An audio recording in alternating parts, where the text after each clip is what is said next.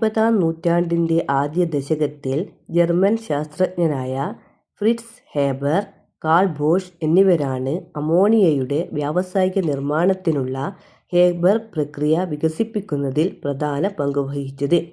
രണ്ടുപേരും നൊബേൽ സമ്മാന ജേതാക്കളാണ്. അമോണിയ വ്യാവസായികമായി നിർമ്മിക്കപ്പെട്ടതോടെ രാസവളങ്ങളും മറ്റ് രാസവസ്തുക്കളും നിർമ്മിക്കുന്നതിന് ആവശ്യമായ അസംസ്കൃത വസ്തു എന്ന നിലയിൽ അമോണിയയുടെ പ്രാധാന്യം വർദ്ധിച്ചു. ഹരിതവിപ്ലവത്തിലൂടെ ഭക്ഷ്യസുരക്ഷയിലേക്ക് രാജ്യങ്ങൾ എത്തിച്ചേരുന്നതിന് സഹായകമായി തീർന്ന നൈട്രജൻ വളങ്ങളുടെ നിർമ്മാണത്തിനും ഹേബർ പ്രക്രിയ കാരണമായി.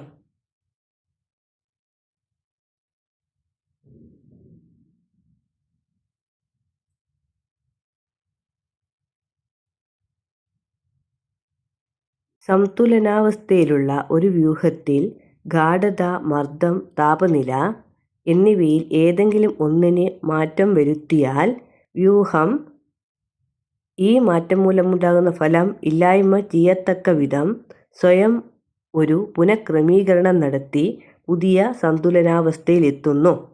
ഇതാണ് ലേ ഷാറ്റ്ലിയർ തത്വം.